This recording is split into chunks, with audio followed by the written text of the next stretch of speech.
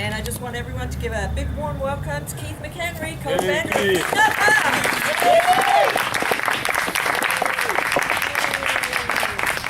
So before I give the evening to Keith, I just want to let folks know, those of you that may not know, Chico Food Not Bombs serves a meal, free vegan, vegetarian meal, every Saturday, rain or shine, 12:30 at the plaza.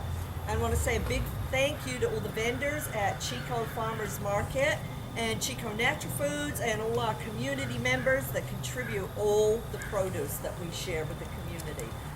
A couple other folks I want to thank real quick. Big shout out to the Chico Pirate Punks. They're one of our biggest cash donators. They really support us anytime we ask for anything. Occupy Chico. Big shout out to Occupy Chico. Very generous donation that made it possible for us to bring Keith in again this time. Chico Food Not Bombs. Okay, let's see, where are we going? Oh, I want to say a big thank you to Andy and Bobby from coming in from out of the area. I met these two wonderful gentlemen. You want to raise your hands in the air? I met these two wonderful activists at Shut Down Monsanto. They're involved in a whole lot more than that, but that's where I had the pleasure of meeting them.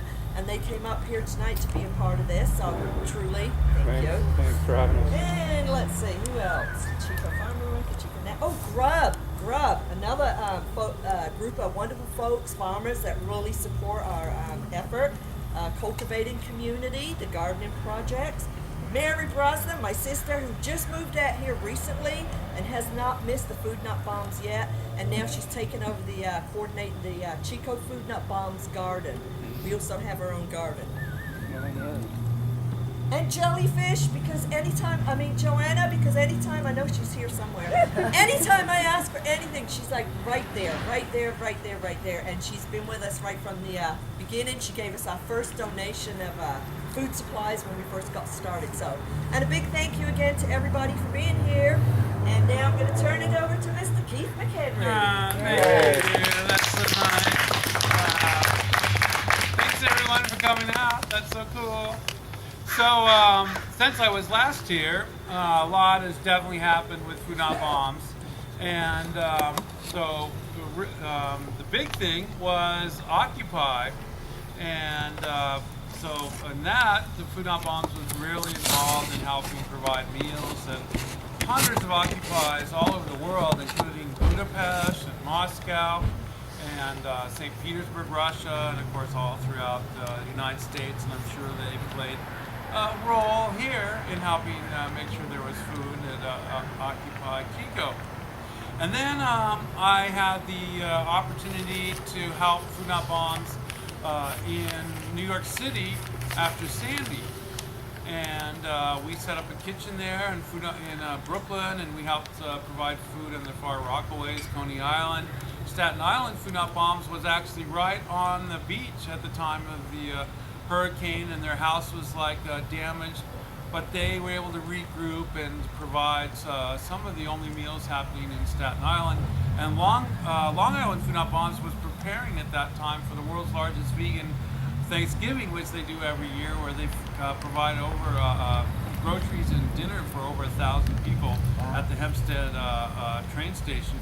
But their plans got interrupted by Sandy, and they became instead involved in making sure people had all the relief, food and supplies that they needed. And then after that, I went down to Mexico, and I was visiting Food Not Bombs chapters down there. And it was really amazing the stuff they were doing, because the election had just happened. Hundreds of people have been arrested at the inauguration in Mexico City. Many of them were their friends, so they were organizing to try to get them out of jail. And they're also organizing against the narco-terrorism war that was happening in Mexico. And the furthest south I went was down to San Cristobal. And what was remarkable about that was we did a presentation like this the first night, and people in the audience wanted to get busy right away doing Food Not Bombs. So we organized a meal the next day. We went to the markets, collected the food, and we're starting to prepare the meal when 3 people from France came by. And they said, we've been seeing the Food Not Bombs logo all over the town, and we were really surprised because we thought Food Not Bombs was only in Indonesia. And that's where we found them, and we've been cooking with Food Not Bombs all over the islands, and we were so surprised it would be in Mexico too. And it turned out they were from Bordeaux, and there was a new Food Not Bombs chapter in their community in France that they had not even heard of. And they were amazed that this was not just an Indonesian phenomenon, but that it was actually a global phenomenon. So around that same time, I was preparing for a tour of the Philippines and Indonesia, and I'd been invited to speak at the Green and Black Forum in Manila, where anarchists and activists were going to talk about response to climate change, both like organizing to stop things like coal mining and so on, but also how to do disaster relief. And Food Not Bombs have been involved in a number of disaster relief efforts, including the tsunami that hit Indonesia, Katrina, where we provided the meals for 8 months in New Orleans and in 20 other cities in Louisiana, Mississippi, and also had just finished doing Sandy relief. So I ended up going over to the Philippines and Indonesia, and I was amazed at what I discovered. And it turned out in the Philippines we had groups in at least 26 cities that had been active for since around 2001.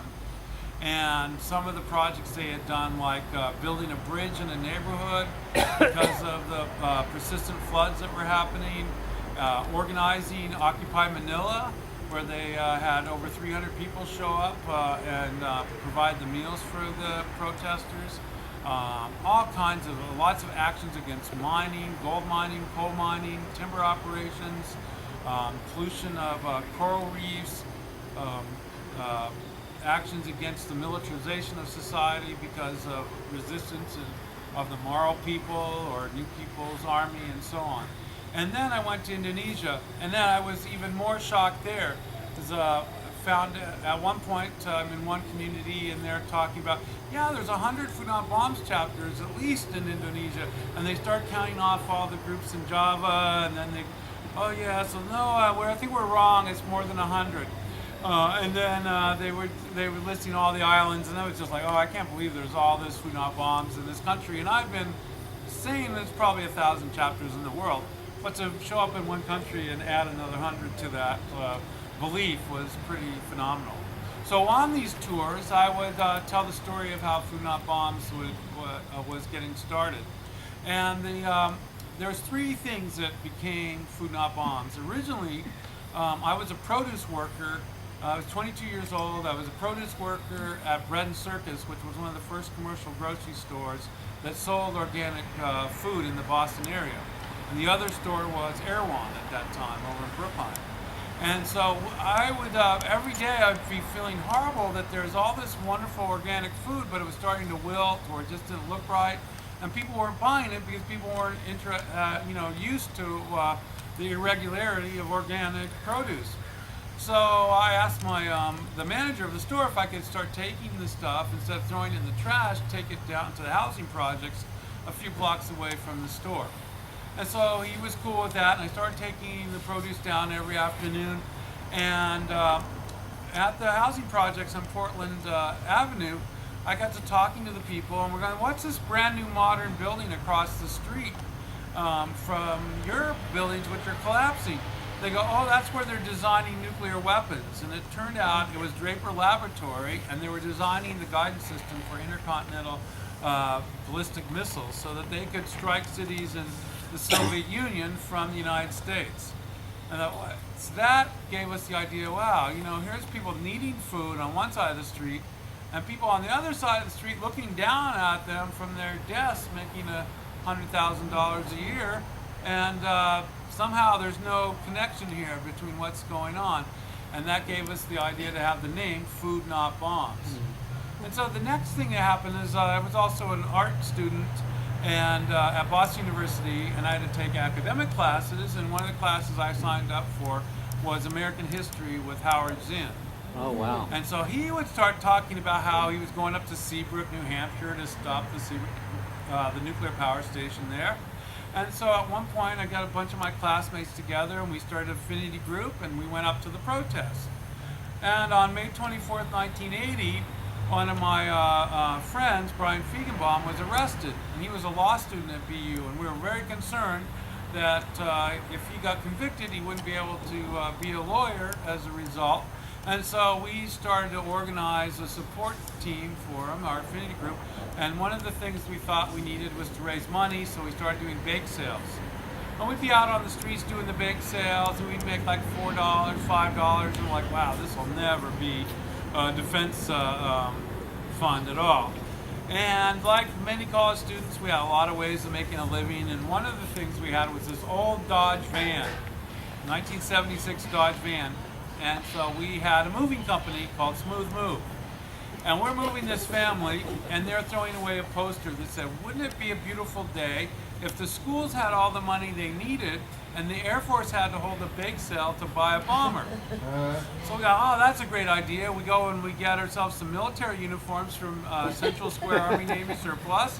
We make our little general badges out of cardboard, like we'd seen on TV and stuff. And then we go down and we got our poster leaned against the table, and we got our baked goods, and we found a bolt, and we put that on the table and say, hey, we've already bought enough, sold enough baked goods to buy a bolt. We're getting close, help us out.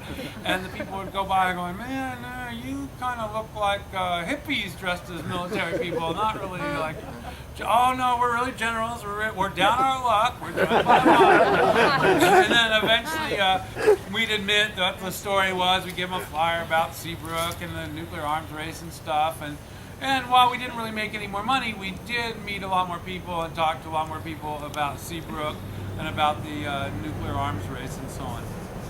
And then this gave us the idea to do more food-related street performances, and we had found out that the Bank of Boston had the same board members as the Public Service Company of New Hampshire, which was building Seabrook Nuclear Power Station, and that the board of directors also of the Bank of Boston were the board of directors of Babcock and Wilcox, which was building Seabrook Nuclear Power Station. And they were also on the board of Raytheon Missile Systems and these other nuclear contractors, and that they were basically lending themselves money without any public oversight. And we were like, wow, that sounds a lot like how we learned about how the Great Depression started. And so we got this idea, we take some of the produce that we were taking to the projects and we divert it and make a bunch of soup. And we'd dress up as hobos, and we'd get like little, like a handkerchief and tie it up with our belongings in it on a little stick and everything like we'd seen in the movies. And then we'd go down to the stockholders meeting at South Station, and we'd have our pot of soup, and we'd dress as hobos, and we'd hand out literature showing the interlocking board of directors, and with a message saying that if the Bank of Boston continues in this path, that before long, Americans will be forced to stand in line to eat at a soup kitchen. And while we're making all this soup, we got nervous that there really wouldn't be a lot of people there. Maybe it's just going to be the 8 of us. So we thought, wow, where can we find some people that might want this food? And we'd heard about the Pine Street Inn. And so we go down there at midnight, and the people running the Pine Street Inn were nice enough to let me give a little speech at midnight to all the guys living there, and tell them about why we're protesting and everything. And they're like, oh, that's so cool, protest like the 60s, man, way to go. And so the next day, a bunch of the people from the inn show up. And before long, we have businessmen coming out of the South Station, coming up from the subway. Some of the stockholders walking by started joining us and telling us how horrible the bank was. Other bank stockholders would like give us the middle finger. But it ended up being like this amazingly magical day where the guys from the Pine Street Inn are explaining, there's no food for people that live on the streets in Boston. It would be great if you did this every day. So we thought that night we would just quit our jobs, and just do nothing but collect food, give it to people that need it, and do street performance with food. And so, next morning I went to the bread and circus. I gave 2 weeks notice and asked if I could continue to pick up the produce that they couldn't sell, and they were like, oh yeah, no problem. And before long we had this little route going around Boston, and in Somerville and in Cambridge, delivering food to the community centers at housing projects, to Rosie's Place, the battered women's shelter, to Osmond Alcoholism Center, a couple of daycare centers. And it was like this, then every afternoon we'd go with a bunch of food to Park Street Station, Copley Square, or to Harvard Square. And we would do music, and we'd have like sometimes little movies we'd make with these little Super 8 movie cameras we'd get at thrift stores.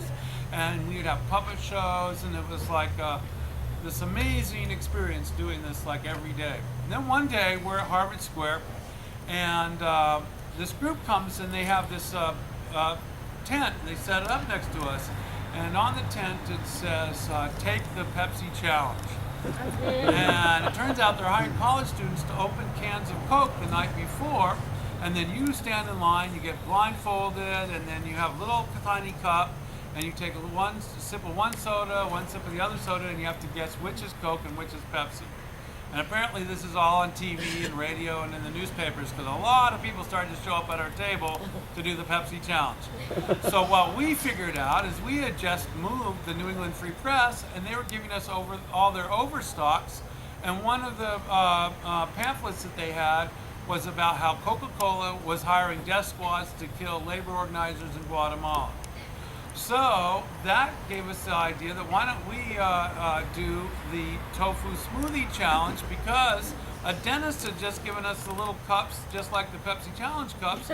We had a lot of tofu and fruit, so we started blending it up, making tofu smoothies. And we make a little sign that looks like the Pepsi Challenge sign saying, "Take the Tofu Smoothie Challenge." As everybody came by our table, I go, "Hey, take the Tofu Smoothie Challenge. There's more nutrition in this one cup of tofu smoothie than all the Pepsi products on earth." And then we give them a brochure about, yeah, and Coke, by the way, is killing people, labor organizers in Guatemala. And the people are like, "Whoa, that wasn't what we saw on TV. What's up with this?" And then after a few weeks, the Pepsi Challenge people call the police on us. The police come and they go, "Well, I don't think you're going to have any luck getting rid of these guys. The mayor, Alvalucci, really likes them. They have a refrigerator at City Hall. They're really popular with Cambridge City Council. So if you don't like having the tofu smoothie challenge next to you, you better move to another corner." And so they moved to another corner, and we have to figure out new things to do. So, we do this in New England and take food down to big protests at the Pentagon and the Capitol in Washington, D.C. and in New York City. We even sailed a bunch of food on the Rainbow Warrior to a protest in Portsmouth, New Hampshire. And, this is basically our little crew did this for 8 years in Boston. And then in 1988, I moved to San Francisco. And of course that's America's most liberal city, and it's like really cool. So we get a grant from American Peace Test to provide meals out at the Nevada test site for 10 days. And then we're going to take whatever equipment's left over and start San Francisco Food Not Bombs. And while we're out there giving out the food, some people come by and we go, "Oh wow, we're from Long Beach, California, and we had just started giving out vegetarian meals to the public and collecting food that couldn't be sold, but we thought the name Food Not Bombs was copywritten, and we had no idea where you guys were located, so we're calling ourselves Bread Not Bombs." We're like, "Oh no, change your name to Food Not Bombs. Then there'll be 3 groups, one in Boston, one in Long Beach, and one in San Francisco." Like, "Oh, that's cool, really? Can we do it?" We give them flyers. "Yeah, use the logo all you want, it's cool. We're excited, there'll be 3 chapters now." And so they go back and they do their Food Not Bombs, and we go to San Francisco, and we figure out that Mondays is the only day there isn't meals for the people living in Golden Gate Park and on Haight Street. So we set up at the entrance to Golden Gate Park at the end of Haight Street at Haight and Stanton, and all the people walking by our table, and we're having a great time. We start having music there, and it's a really cool scene. Around that same time, Lisa Law came by from Santa Fe and interviewed us for her movie Flashing on the 60s. Kind of strange, this was in '88 they were doing that, but anyway, that's what they were doing. And so it's going really well. And then one day this hippie comes by and he says, "Oh, you can get a permit to do this if you send a letter to Parks Department." We're like, "Oh, that's really nice." So we send a letter to the Parks Department, and then every once in a while we go by their office, and they don't really know what we're talking about, a permit to do street theater with food at Golden Gate Park. And so they always say, "Oh yeah, we'll tell the supervisor you came by, something will happen."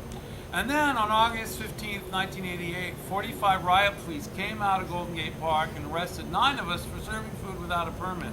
And it turned out the police had told the Chronicle they were going to do this, so there's a nice big photo of riot police guarding the food on the Tuesday edition of the San Francisco Chronicle with headline, 9 volunteers arrested feeding homeless at Golden Gate Park. So people start to call us up saying, how can we get arrested with you? This is amazing. So we have a meeting real fast that night, and we say, okay, everyone can meet at Central and Haight, and we'll march down the street.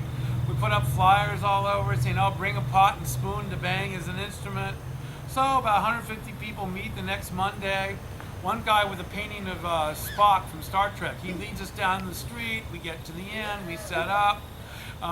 People are banging their pots and carrying food over their heads. And this time, the police arrest 29 of us, and this new TV company, Cable Network News, had showed up. And they broadcast the riot police trying to stop us and guarding the table from the hungry and everything all over the world. The London Times reports on it, the New York Times, the Times of India, and people start to write letters and call from all over the world wanting to know how they could start a Food Not Bombs. And it turned out we'd been taking notes on how we started this group because the first one accidentally happened. We don't know really how Long Beach got started, but we had an idea of how San Francisco Food Not Bombs was started. So we took those notes and we made it into a flyer called 7 Steps to Starting a Food Not Bombs. And we started mailing that people so they could get arrested in their towns. And then the next week the police come out and there's like almost 500 people now coming to get arrested. And they go, we don't mind they're feeding the homeless. They're making a political statement and that's not allowed. If they take the food, we'll give them city buses and take all the homeless out to the Armory at the beach. You can feed them in the Armory, but you can't be out here with literatures and banners and stuff like that. And then we end up being asked by the media what we thought. And we said, well, look at with 50 cents of every federal tax dollar going to war, there's definitely enough resources that no one needs to be living in Golden Gate Park and everybody could be have housing and food and the things that they desire. So the next week is Labor Day. And there's a la carte in the park is happening near us. Where wealthy people can come and pay $5 and eat from the best restaurants in San Francisco Bay Area. But at our location, we were not allowed to give away free food and we were being arrested. About 2,000 people came to get arrested, but the police eventually gave up after making 54 arrests. So now the mayor's really freaked out, Mayor Art Agnos, and he starts calling us, trying to get us to meet with him, and eventually we figure out what's happening. And so we meet with him for 2 days, and he gives us a permit so he can stop the arrest. But now we have so many volunteers, you might as well do Tuesdays and Wednesdays, so we do that. There's a new chapters in New York City, Washington, D.C. There's groups up in Vancouver, British Columbia, and starting to become quite a network of Food Not Bombs chapters. And so the next summer, we're sharing food, the Monday, Wednesday, or Monday, Tuesday, and Wednesday. And homeless people were telling us that they had been getting arrested, that the police were trying to drive them out of the city, and they'd seen what the young Chinese students were doing in Tenement Square, so they were going to camp in front of City Hall in Tenement Square and demand their rights as homeless San Franciscans. And so on the third day, they say, can you join us? We really need some solidarity. We can't leave our Tent City protest to go look for food, and it would be a lot better if you brought the food to us. So we have a short meeting, and we said, okay, we'll set up a 24-hour-a-day vegan restaurant in front of City Hall in solidarity with the homeless Tenement Square occupation. And so we start these meals, and then every day at noon, the homeless have a homeless ballet or homeless poetry readings and homeless concerts when the mayor comes out of City Hall and all the politicians. So there'd be like an hour of entertainment by homeless people for the city officials to enjoy. And then every night we'd have a general assembly where we'd make decisions by consensus. We'd set up a medical tent. Other groups started to join us, setting up their tents in solidarity. And for 27 days, we're out there around the clock, urging the mayor to order the police to stop bothering the homeless of San Francisco. So he then has a solution to homelessness. He's been donated an abandoned Jaguar auto dealership on Polk Street. And so with the help of about 100 riot police, we pack up all our belongings and we go down to the new shelter. But unfortunately, you have to leave your wife and children in the streets. It's only for men. You can't have pets. You have to take them to the pound to be put to sleep. There's no mattresses. You have to bring your own cardboard box to sleep on, and there's no food. So we're like, wow, that does not really sound like a solution to homelessness. So we go back out to City Hall at lunch, and we start sharing food as we've been doing all along there, last 27 days, when the police come and they arrest 16 of us and they take all of our equipment. So we think, wow, we need to come up with a better strategy than that. That's really disheartening. So we come up with an idea. Why don't we divide the food into thirds? And so we had 2 or 3 volunteers come out with just a little bit of soup, a little bit of rice and beans and salad, a few cups, a little cardboard sign saying "Food Not Bombs." And sure enough, the police arrest them and take all that food away.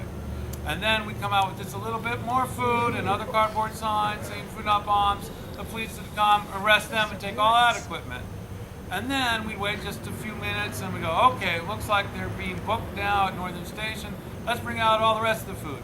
And we'd come out with everything and we'd feed all the people that showed up. And after the first night, everyone got the picture. Okay, you got 2 waves of arrests and then everyone gets to eat. So people were like chilled out. They weren't so worried that they're going to lose their dinner. And we do this twice a day, lunch and dinner. Like 6 arrests, 5 arrests, 10 arrests. And after a month or two, we're like, wow, we're going to burn out. We need a new plan. So then why don't we come up with a program called Risk Arrest 1 day a month with Food Not Bombs. So we, first group to come out is a group of nuns and priests. And they hand out the food, and the cops arrest the nuns, and they pat them down to make sure they don't have guns, because, you know, nuns with guns is really dangerous. And then the Carpenters Union comes out, they get arrested. The Teachers Union gets arrested. Peace groups come out and get arrested. And then a group comes out and they have a big banner that says National Lawyers Guild. And the police look at that and they're like, that's not too good. So they arrest 1 or 2 of the homeless people eating and they scurry away. And this goes on every day. And then on October 17th, there's this huge earthquake while we're making food in the Richmond district. And we go, wow, the power and gas is off. Maybe we should get the propane stoves from the Tenement Square occupation. And so we go down to City Hall. We figure, well, the cops will be real busy. It won't be a problem. So we go down there. We finish making dinner. And now more people than ever are starting to show up. And we just can't believe how many people. But also, not only are there more people coming to eat, but we're starting to get all these donations because the walk-in refrigerators at all the grocery stores are down and the groceries are starting to bring us food. So we've got this huge scene happening, and then, to our surprise, more police arrive than ever before. Whoa, it's only like 2 hours after this huge earthquake, and we now have the entire department showing up.